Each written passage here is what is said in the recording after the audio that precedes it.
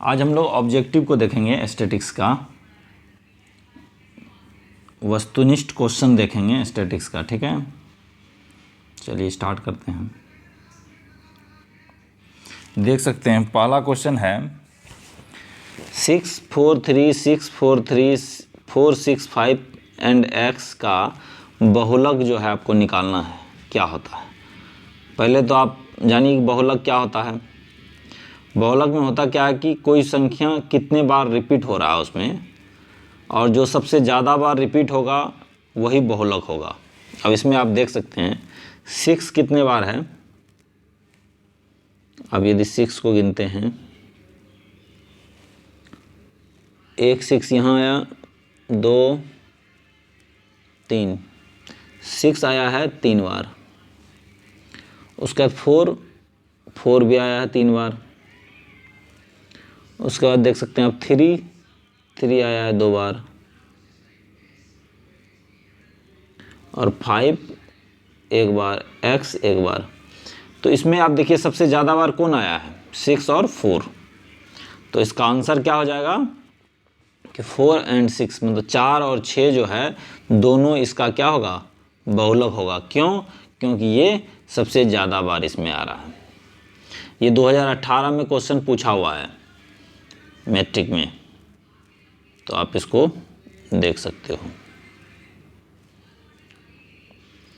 दूसरा क्वेश्चन देखिए 340345 का बहुलक ज्ञात करने के लिए कह रहा है। ये 2014 में पूछा हुआ है। देखिए 3 जो है इसमें, 3 जो है ये 2 बार आ रहा है, और 4 जो है 2 बार आ रहा है। या देख सकते हैं आप 3 जो है एक बार यहाँ आया, एक बार यहाँ आया, 2 बार। 4 भी जो है 2 बार आ रहा है। तो आपका 0 और 5 एक एक बार आ रहा है, 0 एक बार, 5 एक बार। तो आपका 3 और 4 आंसर होगा। इसमें ये आंसर डी जो है गलत दिया है, ये होगा 3 और 4, ये आंसर होगा इसका। ठीक है, 3 और 4। अब तीसरा नंबर क्वेश्चन आप देख सकते हैं, यहाँ से दिया हुआ आंकड़े 2353736 का बहुलक क्या है। 2353736 का बहुलक। तो अब आप इसको इजी गोइंग बना सकते हैं कि देखिए 3 कितने बार आया है, 3 बार, तो बहुलक क्या हो जाएगा, 3 हो जाएगा, क्योंकि उसके अलावा इतना बार रिपीट कोई नहीं कर रहा है। तो आंसर बी। अब आपको मैं चौथा छोड़ दे रहा हूँ, आप इसको बनाइएगा। ठीक है, अब ये क्वेश्चन देख सकते हैं आप। इसमें परिभाषा दिया है आपको, किसी बारंबारता का बहुलक होता है। 2015 में क्वेश्चन पूछा है, किसी बारंबारता का बहुलक होता है। कम से कम बारंबारता, मध्यतम बारंबारता, अधिकतम बारंबारता का मान, इसमें से कोई नहीं। देखिए आप पूरा अभी जो बहुलक पढ़ रहे थे, अभी जो हमने बताया 2-3 क्वेश्चन जो अभी बनाए हैं, उसमें देखते हैं एक ही डिजिट जो है वो सबसे ज़्यादा बार जो आता है उसी को हम लोग बहुलक कहते हैं। तो यहाँ भी क्या होगा, अधिकतम बारंबारता मान। अधिकतम बारंबारता मान मतलब ये हुआ कि एक ही डिजिट का बार बार जो सबसे ज़्यादा बार आता है तो उसी को बहुलक कहते हैं। तो इसका आंसर क्या हो जाएगा, अधिकतम बारंबारता मान। ठीक है, अब चौथा नंबर क्वेश्चन देख सकते हैं। ये किसी असीमित बंटन का माध्य और माध्यिका क्रमशः 26.8 और 27.9 है तो बहुलक होगा। किसी असीमित बंटन का माध्य और माध्यिका क्रमशः 26.8 और 27.9 है तो बहुलक होगा। तो पहले तो इसका एक फॉर्मूला होता है, वो देखेंगे हम लोग। इसको और थोड़ा ऊपर कर दीजिए। फार्मूला होता है 3 गुने मीडियन माध्यिका, एम ही लिख लो आप इसको, मीडियन।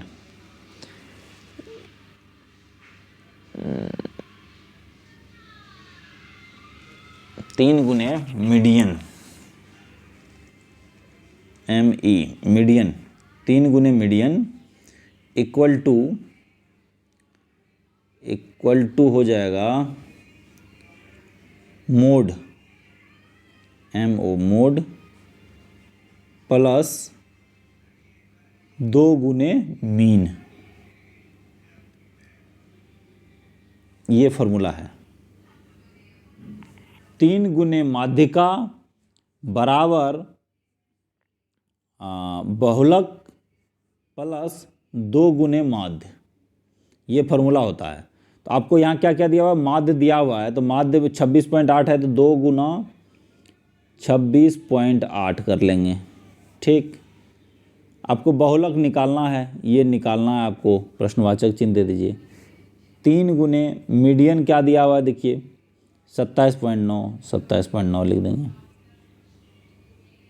27.9 लिख दिए। ठीक है, अब जब इसको आप गुना करेंगे, ऊपर कीजिए, गुना कीजिए, देखिए 9 तिया 27 के साथ 7 2 7 तिया 21 2 23 के 3 2 3 दूना 6 2 8 83.7 बराबर वाट प्लस 8 दूना 16 6 1 6 दूना 12 3 हाथ में 1 2 दूना 4 1 5 53.6। अब ये इस प्लस में है तो इस साइड आएगा तो माइनस में हो जाएगा, तो माइनस में होगा तो क्या होगा 7 - 6 1 3 - 3 0 8 - 5 3 30.1 आपका क्या आया, आंसर आया। तो अब आप आंसर देख लीजिए 30.1 कहाँ है, 30.1 ए नंबर, ए नंबर आंसर हो गया। तो इस तरह से आप इसको याद रख सकते हैं, 3 गुना माध्यिका बराबर बहुलक प्लस 2 गुना माध्य। ठीक है, इस क्वेश्चन को आप बना सकते हैं। अब हम लोग दूसरे क्वेश्चन पे चलते हैं।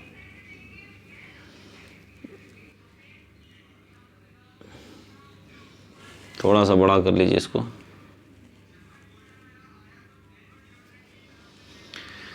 चलिए, इसमें भी क्या है, बहुलक आपको निकालना है, 2 5 7 3 3 6 का बहुलक। अब देखिए 3 जो है 2 बार आ रहा है, 3 2 बार आ रहा है, उसके अलावा सब एक एक बार आ रहा है, तो आंसर क्या हो जाएगा, 3 हो जाएगा। ठीक, अभी आपको देखिए ये सब बहुलक से रिलेटेड क्वेश्चन है, इसको आप उसी तरह से चेक कर लेना अपना। ठीक है, अब एक क्वेश्चन इसमें यहाँ जो है बहुलक के से अलग है, उस क्वेश्चन पे हम लोग डिस्कस करते हैं। देखो 3 गुने माध्यक बराबर है बहुलक प्लस प्लस, तो आपको क्या बताया अभी, 2 गुने माध्य, 2 गुने माध्य, आंसर सी। ये फॉर्मूला है, आपकी बुक में दिया हुआ होगा, आप उसमें देख सकते हो। ठीक, चलिए आगे।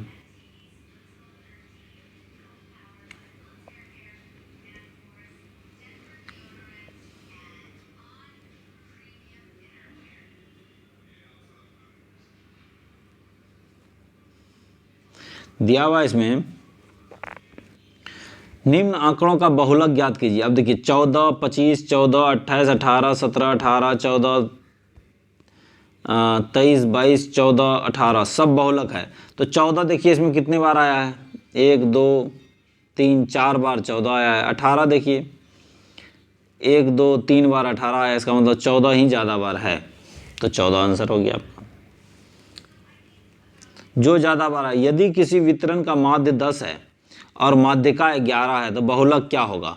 तो आप क्लियर हो गया, माध्यिका गुने 3 करना है, तो 3 गुने 11 घटा 2 गुने 10 बराबर बहुलक, क्या हो जाएगा, 11 तिया 33 घटा 10 दूने 20 बराबर 13, तो 13 आपका आंसर आ जाएगा, सी नंबर। यदि किसी वितरण का माध्य 10 है और माध्यिका 11 है तो बहुलक का मान क्या होगा। तो बहुलक का मान का फॉर्मूला क्या होता है, 3 गुने माध्यिका माइनस 2 गुने माध्य बराबर क्या होगा, बहुलक। तो 33 माइनस 20 बराबर 13, आपका आंसर हो गया। संचयी बारंबारता वक्र कहलाता है। ये क्वेश्चन बहुत अच्छा है, इसको ये क्वेश्चन फिर से पूछ सकता है इस बार का, BBI क्वेश्चन इसको मानेंगे आप। संचयी बारंबारता का वक्र कहलाता है, त्वरण कहलाता है। संचयी बारंबारता का वक्र त्वरण कहलाता है। इससे रिलेटेड वीडियो अपलोड कर दिया गया है, आप उसमें देख सकते हैं कि किस तरह से जैसे ऐसे ग्राफ बनेगा। उसमें क्या होगा, नीचे क्या होगा कि आपका लिमिट लिखा रहेगा 100, 50 ऐसे करके, ठीक है। और इसके वाई अक्ष पे क्या लिखा जाएगा, संचयी बारंबारता लिखा जाएगा। ये दोनों का रिलेशन को त्वरण बोलते हैं। क्या बोलते हैं, त्वरण, त्वरण, ठीक है, त्वरण बोलते हैं। तो इसी संचयी बारंबारता वक्र को कहलाता है, क्या कहलाता है, त्वरण कहलाता है।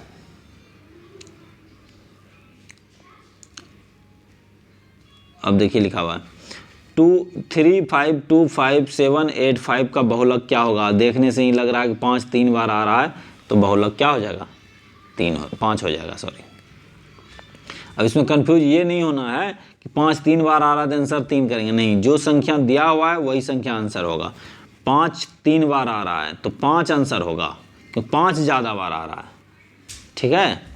3 लगातार प्राकृत संख्याओं का माध्य क्या होगा। 3 लगातार प्राकृत संख्या का माध्य, 1 2 3 प्राकृत संख्या लगातार है, इसका माध्य क्या होगा, सबको जोड़ दीजिए, बटे उतना से भाग दे दीजिए, बटे 3 से भाग दे दीजिए। 3 2 5 1 6, 6 बटे 3 कितना हो जाएगा, 3 2 6 2, तो आपका ये 2 माध्य हो गया, ठीक है। 3 लगातार प्राकृत संख्याओं का माध्य क्या होगा, 2 होगा। दूसरा क्या होता है, एक प्राकृत संख्या का योग क्या होता है, n इंटू n प्लस 1/2। देखिए यहाँ 3 है n, 3 गुने n इंटू n प्लस 1, 3 गुने 4 बटे 2, 4 तिया 12 बटे 2, 2 तिया 6, देखिए 6 आ गया। प्राकृत संख्या, 3 प्राकृत संख्या का योग क्या हो गया लगातार का, 6 हो गया।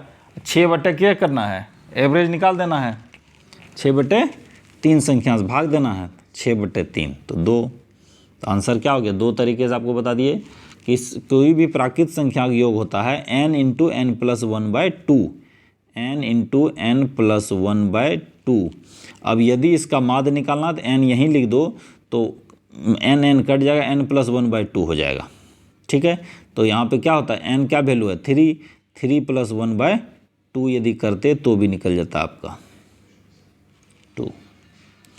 अब देखिए 130 313 का बहुलक क्या होगा, 130 313 का बहुलक क्या, देखिए 3 कितने बार आ रहा है, 3 बार आ रहा है 3, तो क्या हो गया, 3 ही इसका बहुलक हो जाएगा, क्योंकि ज़्यादा बार आ रहा है 3, ठीक है। तो आप इस तरह से बना सकते हैं इसको। अब क्वेश्चन थोड़ा थोड़ा चेंज होता जाएगा।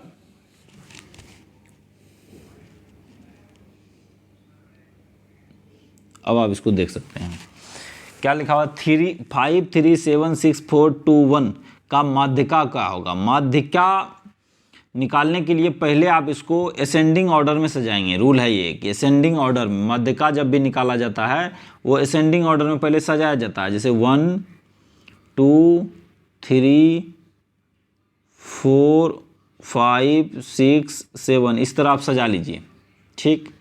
इस तरह सजा के आप इसको गिनती कीजिए, कितना संख्या, 1 2 3 4 5 6 7, 7 संख्या है, तो n का वैल्यू 7 है, ठीक है। तो n का वैल्यू 7 है, तो 7 प्लस 1/2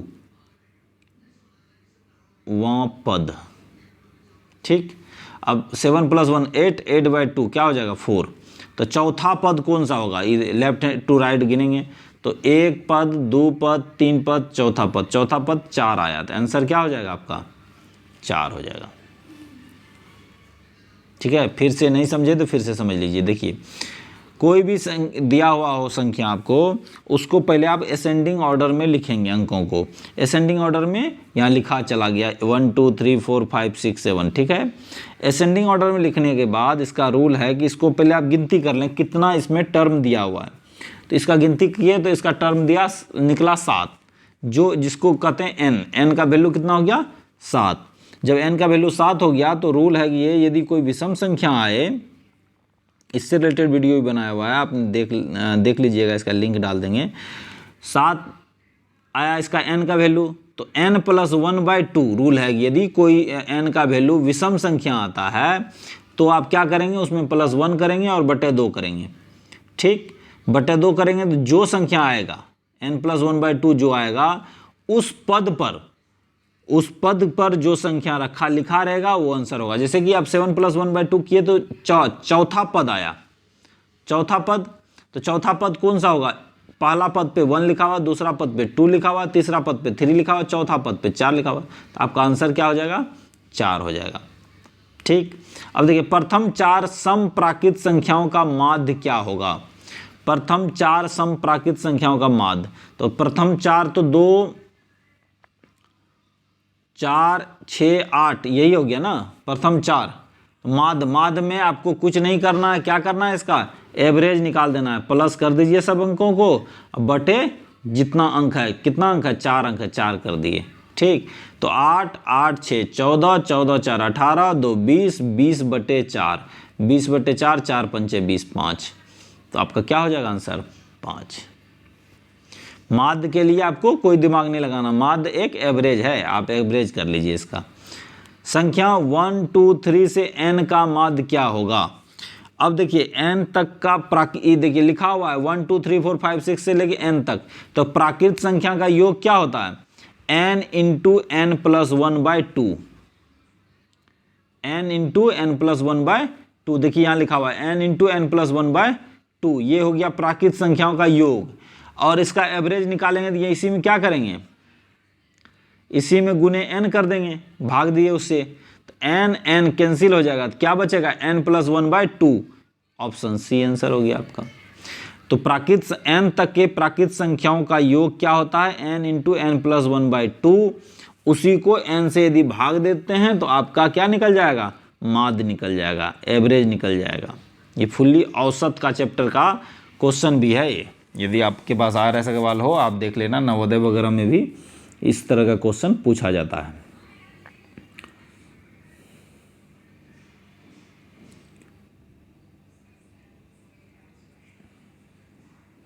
अब आप देख सकते हैं 0 आंकड़े 7 0 4 13 का माध्य क्या है? तो माध्य क्या होगा? सबको जोड़ दीजिए, तो 13 4 17, देखिए है ना, तो 13 + 4 17, 17 7 24, 24/4, 4 6 24 6, तो आपका माध्य क्या हो जाएगा? 6 हो जाएगा। ठीक, 5 3 8 2 4 का माध्यिका क्या हो जाएगा? तो माध्यिका निकालने के लिए आपको पहले ही बता दिया जा चुका है, क्या निकालना है इसका? पहले आप इसको असेंडिंग ऑर्डर में सजाइए। असेंडिंग ऑर्डर में सजाने के लिए क्या लिखेंगे?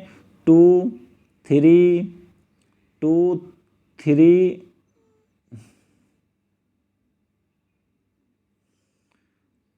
2 3, उसके बाद 4 5 और 8, ये आपने लिख दिया। तो अब ये यदि विषम संख्या में है तो बीच वाला ले लो आप, 5 ही है, बहुत छोटा है इसीलिए इसमें तो करना ही नहीं है कुछ। यदि बड़ा हो तो n + 1/2 करते हैं, यदि विषम संख्या होगा तो n + 1/2, यहाँ पे विषम संख्या था तो n + 1/2, सम संख्या होगा तो n/2 और n/2 + 1, ये दोनों का क्या करना है आपको? पद पे जो संख्या होगा उसका एवरेज निकाल देना, मतलब 2 से भाग दे देना उसको। ठीक है, तो यहाँ पे विषम संख्या था तो इसीलिए क्लियर है n + 1/2, तो n + 1/2 क्या हो जाएगा? 5 है, 5 + 1/2 मतलब 3, तो तीसरा पद कौन सा हो रहा है? देखो 2 3 और 4, तीसरा पद 4 आया, तो 4 आपका आंसर हो गया। ठीक, अब 6 4 9 3 5 8 का माध्यिका निकालने के लिए कह रहा है। फिर इसमें भी आप असेंडिंग ऑर्डर में पहले सजाएंगे फिर बनाएंगे, तो ये आप खुद से बनाना। ठीक है, इसमें कुछ नहीं है, आगे चलते हैं।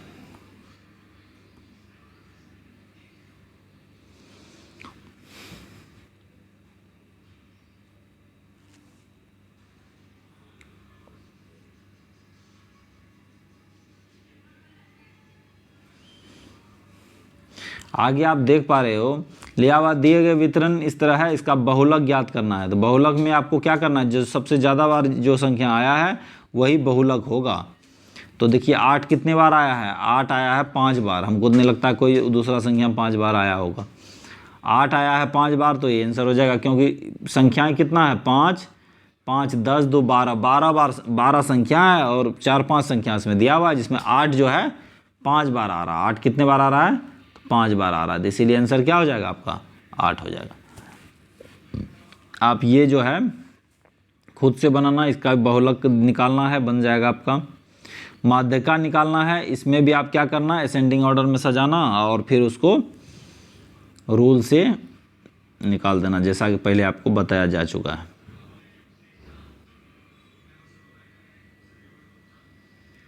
ठीक है, एक क्वेश्चन ये दिया है, अच्छा क्वेश्चन है ये, देखिए एक दिया हुआ क्वेश्चन आपको कि 3, 5, 7 और 9 की बारंबारताएं क्रमशः x-2, x+2, x-3, x+3 है। यदि माध्य 6.5 है तो x का वैल्यू क्या होगा। तो यहाँ पे माध्य बराबर जो फार्मूला आपको बताया गया है Fx/f, सिग्मा Fx/f का जो फार्मूला था ये सिग्मा Fx/सिग्मा f। ठीक है, इस फार्मूले का इस्तेमाल यहाँ करना है आपको। क्या करना है, इस फार्मूले का इस्तेमाल करना है, x का वैल्यू आ जाएगा। अब देखिए Fx क्या होगा, पहला तो ये 3 × x-2 करेंगे। ठीक है, 3 × x-2 तो क्या हो जाएगा 3x-6। दूसरा क्या हो जाएगा 5 × x+2 तो 5x + 10। तीसरा हो जाएगा 7 × x-3, 7x - 21। चौथा हो जाएगा 9x + 27, 27। ठीक है, अब आप इसको देखिए चारों आपके पास है, आप यहाँ निकाल लिए, तो इसको आप जोड़िए, आप कितना होता है तो जोड़ेंगे तो कितना हो जाएगा, देखिए 5, 3, 8, 8, 7, 15, 5, 3, 8, 8, 7, 15, 15, 9, 24। तो 24x आपके पास ये निकला। अब यहाँ पे प्लस माइनस है दूसरी तरफ, तो 27, 10, 37, 37 में से घट जाएगा 27, 21, 6, 27। तो ये देखिए माइनस वाला पार्ट और ये ख़त्म कर दीजिए, 10 है, +10 ये आया आपको। ठीक, तो बटे क्या आ जाएगा सिग्मा एफ, सिग्मा एफ में क्या जुड़ जाएगा आपको, ये सारा चीज़ जुड़ जाएगा। ठीक, देखिए बारंबारता ये दिया हुआ है, तो बारंबारता जो दिया रहता है क्या होता है, संख्या 3, 5, 7, 9 की बारंबारताएं क्रमशः x+2, x+2, x-2, x+2, x-3, x+3 इस तरह से दिया हुआ है। तो इसमें आप ये देखिए कि f कौन सा हुआ, बारंबारता को हम लोग क्या बोलते हैं, f बोलते हैं, तो बारंबारता को f बोलते हैं, तो इसको जोड़ दीजिए आप, x + x + x + x 4x plus minus खत्म ही हो गया, 0 हो गया, तो 4x हो गया, बराबर क्या दिया हुआ है माध्य 6.5, ये आपको दिया हुआ है। ठीक है, तो अब देखिए 6, इसको गुना करेंगे 6.5 × 4 कितना हो जाएगा 24, 2, 26, तो 26x हो जाएगा। ठीक है, इसको यदि आप थोड़ा सा और नीचे ले लें जगह, तो ये क्या हो जाएगा आपको, ये इधर करेंगे तो ये हो जाएगा 26x। ठीक है, 26x, 24x को बराबर के उस तरफ ले जाएंगे तो क्या होगा -24x बराबर 10। ठीक, तो ये हो जाएगा 2x = 10, x = 5। तो x = कितना आ गया 5। आंसर क्या निकालना था, x का वैल्यू निकालना था। देखिए x का वैल्यू क्या है 5 है, तो आप इसको बना लिए। जो बारंबारता दी जाती है उसी बारंबारता इंग्लिश होता है फ्रीक्वेंसी, और इसी फ्रीक्वेंसी से ही उसका f को लेते हैं हम लोग। तो f का वैल्यू आप यहाँ पुट कर दिए, fx का वैल्यू ऊपर पुट कर दिए, बराबर क्या कर दिए माध्य का वैल्यू रख दिए और सवाल को बना गए। ठीक है, तो ये सब क्वेश्चन पे एकदम बहुत गंभीरता से देखिए, सबको क्वेश्चन आ सकता है एग्जाम वगैरह में।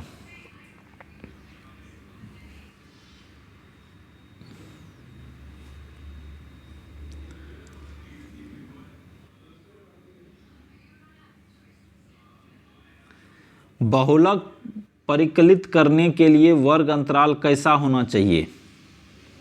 बहुलक परिकलित करने के लिए वर्ग अंतराल कैसा होना चाहिए? तो वर्ग अंतराल कैसा होना चाहिए बहुलक परिकलित करने के लिए? वर्ग अंतराल जैसे h का वैल्यू हम लोग निकालते थे ना, h, तो h क्या होना चाहिए? सब जगह समान होना चाहिए। यदि h समान नहीं होगा तो आंसर आपका गलत हो सकता है। इसीलिए h को समान माना जाता है, समान होना चाहिए।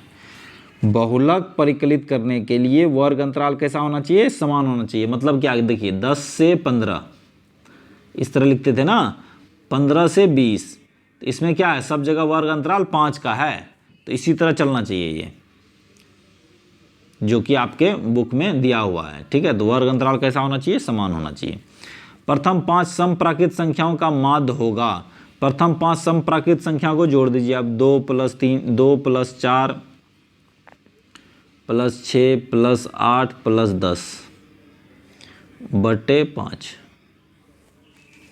ठीक है, बटे 5। अब देखिए 10 8 18 6 24 4 28 2 30 30 बटे 5 5 6 30 6। आंसर आपका क्या आ गया? 6। अब एक चीज़ और याद कीजिए आप कि प्रथम 5 प्राकृत संख्याओं का योग, सम प्राकृत संख्या, सम प्राकृत संख्याओं का योग होता है n × n+1, n × n+1। ठीक है, और यदि इसका एवरेज निकालते हैं तो बटे n कर देते हैं। यदि इसका एवरेज निकालते हैं तो बटे n। सम प्राकृत संख्या का योग क्या हो गया? n × n+1, ये आपका योग हो गया। और एवरेज मतलब माध्य निकाले तो बटे n, तो n कैंसिल हो गया। और यहाँ पे n का वैल्यू क्या दिया हुआ है? 5, 5 + 1, 5 + 1 क्या हो जाएगा? 6। ठीक है, n × n+1/n, n cancel, n+1 का वैल्यू क्या हो जाए? 6। तो आपको ये बिना कैलकुलेशन किए भी इसका आंसर निकल सकता है। माध्य निकालने की कितनी विधि है? माध्य निकालने की 3 विधि है भैया। माध्य निकालने की कितनी विधि है? 3।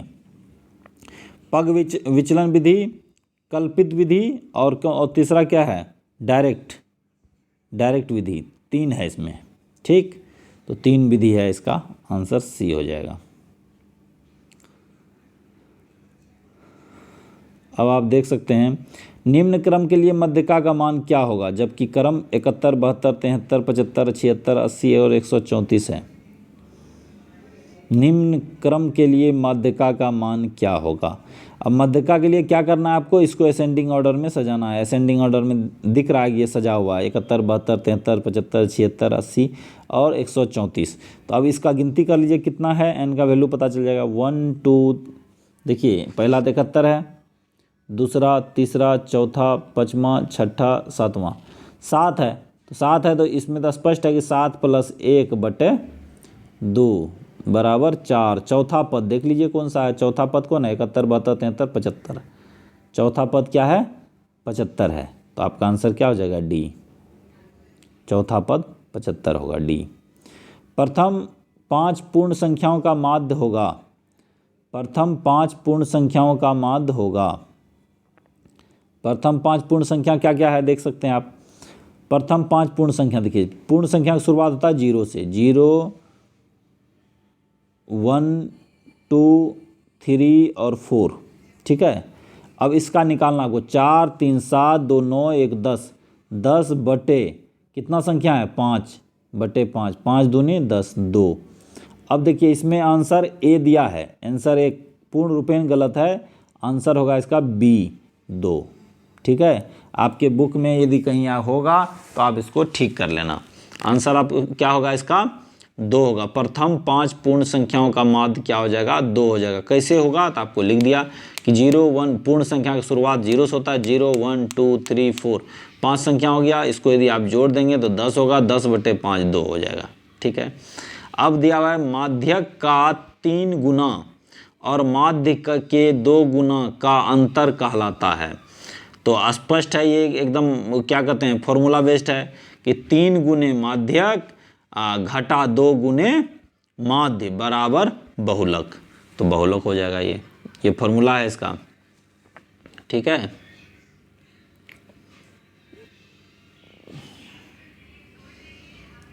अब आप देख पा रहे होंगे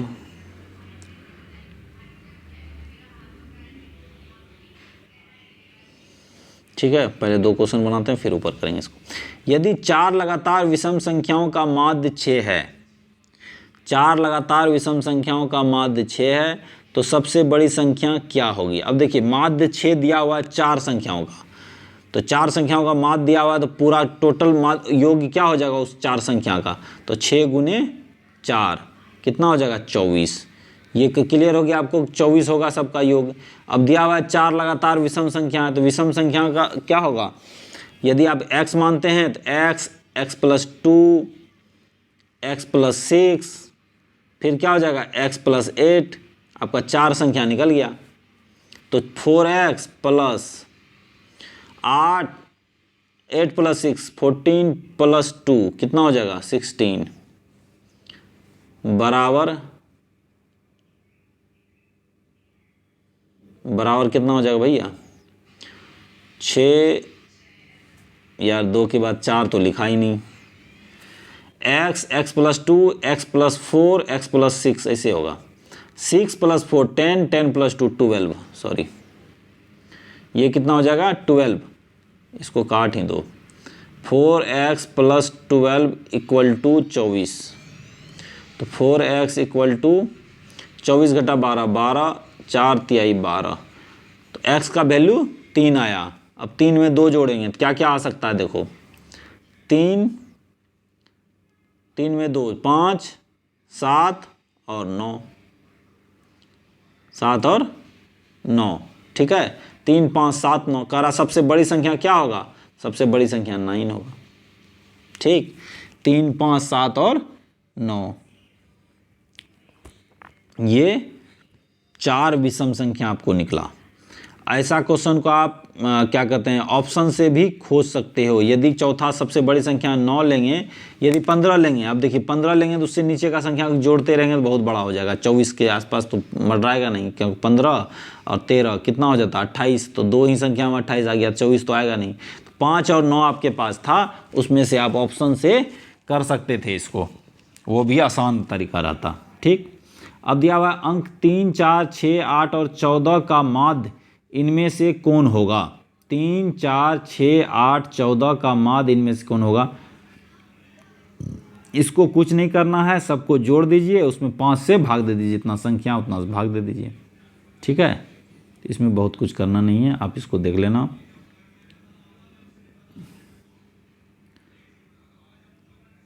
अब देखिए इसमें एक दिया हुआ है माध्य का सूत्र लिखा हुआ है, a बराबर आपने देखा था, इस माध्य का सूत्र लिखा हुआ है f1 x1 बटे f1 सिग्मा में सिग्मा f1 इनमें से किसको निरूपित करता है। आप देखिए वही क्वेश्चन जो अभी हमने कुछ देर पहले बनाया था, f1 किसको करता है, तो सिग्मा लगा हुआ है तो योग करेगा, योग सिग्मा मतलब योग, सिग्मा मतलब योग, योग करेगा। तो योग किसका, f1 बारंबारता का, सभी बारंबारताओं का योग, सी नंबर आंसर, ठीक है। सभी बारंबारता का योग को क्या बोलते हैं, सिग्मा f1। f हुआ बारंबारता फ्रीक्वेंसी और e हुआ सिग्मा, सिग्मा मतलब जोड़ना, तो सिग्मा जोड़ना, तो बारंबारता f1, तो f हो गया बारंबारता और सिग्मा हो गया योग, तो बारंबारता का योग, ठीक है।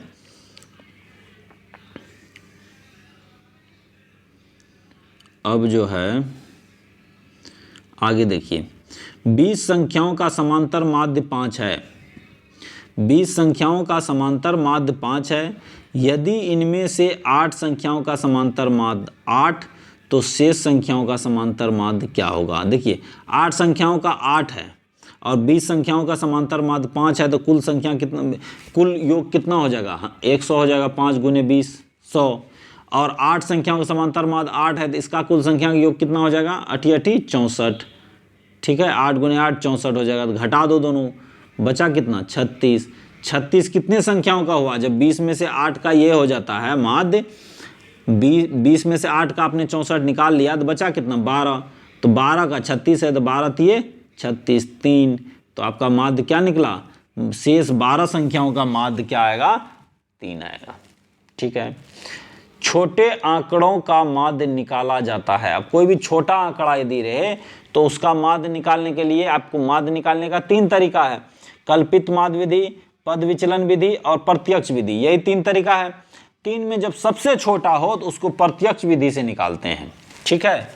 यदि उससे ज़्यादा बड़ा हो तो उसको कल्पित माध्य विधि से बनाते हैं, और यदि उससे भी बड़ा क्वेश्चन आ जाए तो पद विचलन विधि से। तो सबसे आसान सबसे छोटा आंकड़ा किससे निकालेंगे आप? प्रत्यक्ष विधि से। और सबसे भारी जो सबसे ज़्यादा क्लिष्ट हो उसको किससे निकालेंगे? पद विचलन विधि से, ठीक है।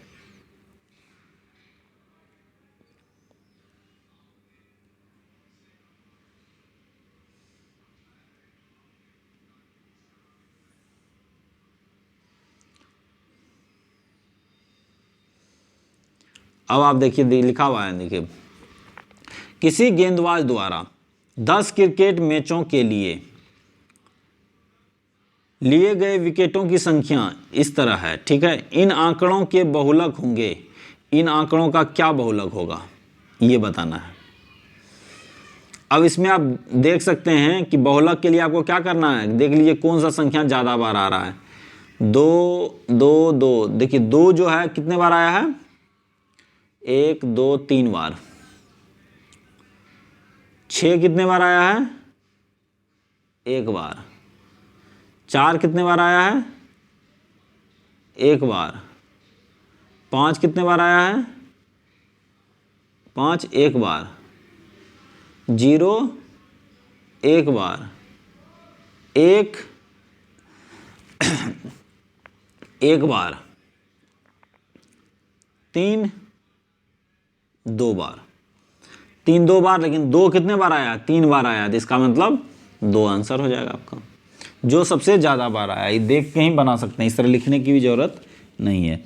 किसी वितरण में चर मान एक्स वाई जेड में भार क्रमशः ए बी सी है तो माध्य क्या हो जाएगा? देखो एक है एक्स वाई जेड है लिखा हुआ, भार उसका क्रमशः ए बी सी है, ठीक है। तो इसका माध्य के लिए क्या होगा? दोनों आपस में पहले तो गुना करेंगे, एफ एक्स निकालेंगे, तो A X plus Y B plus Z C, देखो किस में है? किसी एक में ही है, ऊपर वाले में ए में, ठीक है। और बटे में क्या हो जाएगा? A plus B plus C या X plus Y plus Z. चर मान दिया हुआ है X plus Y plus Z, तो X plus Y plus Z हो जाएगा इसमें चर मान। इससे आपने उसमें भाग दे दिया, तो ये क्या हो जाएगा? आपका माध्य निकल जाएगा आपको, ठीक है। माध्य क्या होगा? प्रेक्षणों के योग बटे कुल प्रेक्षण, ठीक है। तो आपको ए नंबर आंसर आ गया। अब दिया हुआ दूसरा क्वेश्चन देखते हैं। 265431 की माध्यिका होगी। 265431 की माध्यिका होगी, क्या हो सकता है माध्यिका? देखिए माध्यिका निकालने के लिए क्या करना होता है? पहले इसको असेंडिंग ऑर्डर में लिखना होता है। तो 1 2 3 4 5 6 एक साथ ही है लिखा हुआ, देखो 1 2 3 4 5 6। अब देखिए ये सम संख्या है, तो सम संख्या है तो उसमें क्या करते हैं? सम संख्या में पहले n/2 करेंगे, क्या हो जाएगा? 3, तीसरा पद और चौथा पद एक प्लस और बढ़ा देंगे। तो तीसरा और चौथा पद कौन कौन है? 3 और 4 है, ये दोनों को जोड़िए और 2 से भाग दे दीजिए। तो 4 3 7 बटे 2 3.5, 3.5 आपका आंसर आ जाएगा। माध्यिका ये हो जाएगा। और बहुलक यदि रहता तो बहुलक में क्या हो जाएगा? इसी क्वेश्चन का बहुलक क्या हो जाता? बहुलक में इसमें तो कोई रिपीट ही नहीं कर रहा है, तो सब इक्वल हो जाता। 1 1 6 5 4 3 1 सब बहुलक है, ठीक है। अब आगे चलते हैं।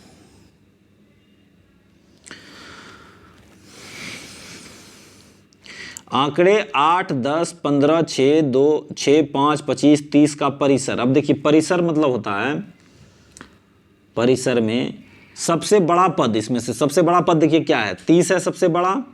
सबसे बड़े में से सबसे छोटे को घटा देना है। 5 से लेके 30 तक का संख्या इसमें दिया हुआ है, तो 30 घटे 5 बराबर 25। 25 आपका बहुपद हो जाएगा। तो परिसर मतलब होता है सबसे बड़ा माइनस सबसे छोटा, ठीक है। ये जो सभी वर्गों को क्या समाहित, तो किस में समाहित है? ये 5 से 30 तक में, तो 30 - 5 बराबर 25, ठीक है। अब दिया हुआ है x 3 4 5 का माध्य 3 है, लिखा हुआ है माध्य 3 है, तो x का मान क्या हो जाएगा? तो भैया x का मान के लिए क्या करना होगा आपको? देखिए 4 संख्या यहाँ दिया हुआ है, ठीक है, तो 4 संख्या दिया हुआ है, यदि माध्य में आप 4 से गुना कर दें तो इस संख्या का जोड़ के बराबर हो जाएगा। तो 5 4 9 प्लस 3 12, तो x प्लस 12 बराबर क्या हो जाएगा? 4 गुने 3 12, 12 घटा 12 0, ठीक है, तो x बराबर क्या हो जाएगा? 0, तो ये 0 आंसर हो जाएगा। इस सब क्वेश्चन को अच्छी तरह से बनाइए, ठीक है, बहुत आसान क्वेश्चन सब है।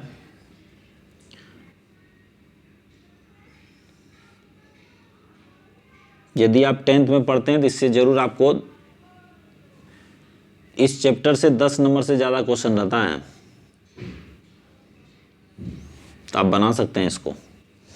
वर्ग चिन्ह किसी वर्ग के ऊपरी और निचली सीमाओं का क्या होता है?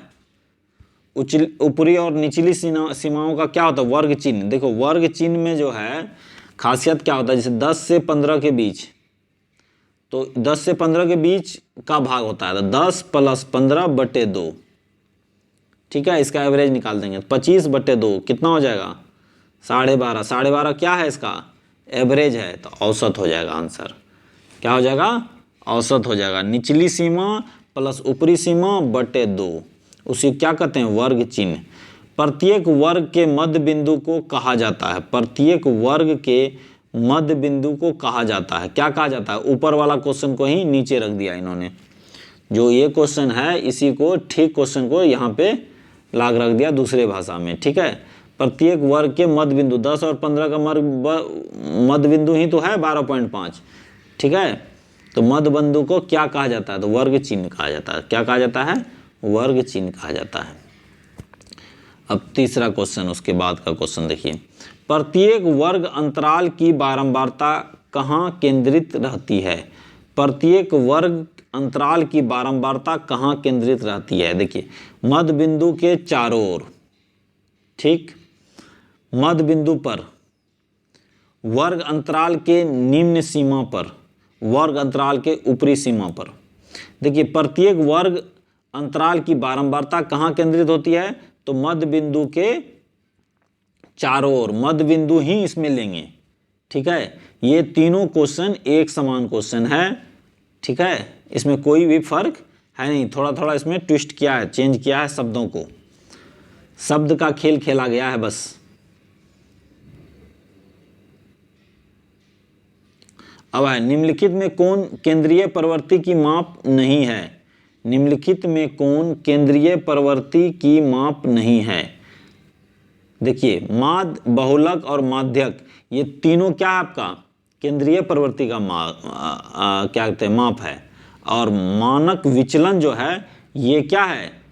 ये माध्य निकालने का एक विधि है ना विचलन का, ठीक है, तो मानक विचलन इससे अलग है। केंद्रीय प्रवृत्ति की माप को आप 3 ही प्रकार से माप सकते हैं, किससे? माध्य, बहुलक और माध्यक से। तो आपका आंसर क्या हो जाएगा? डी, ये उसका नहीं है, ठीक है। और चौथा क्वेश्चन, इसके लास्ट क्वेश्चन में देखिए क्या है, माध्यक का 3 गुना और माध्य के 2 गुना का अंतर कहलाता है। माध्यक के 3 गुना और माध्य के 2 गुना का अंतर कहलाता है बहुलक, ठीक है। ये तो अभी आपको बताया गया, ऊपर डिस्कस हम कर चुके हैं। तो इसी के साथ जो है ये समाप्त होता है। ये सारा ऑब्जेक्टिव आप लोग प्रैक्टिस कीजिए, वीडियो देखिए, यदि नहीं समझ में आता है तो इसका जो लॉन्ग प्रोसेस बताया गया है उससे रिलेटेड वीडियो देखिए, तो मे भी सारा समाप्त मतलब समझ में आ जाएगा आपको। और भी ऑब्जेक्टिव जो होगा मैं इसमें करके आपको बताऊंगा। Thank you.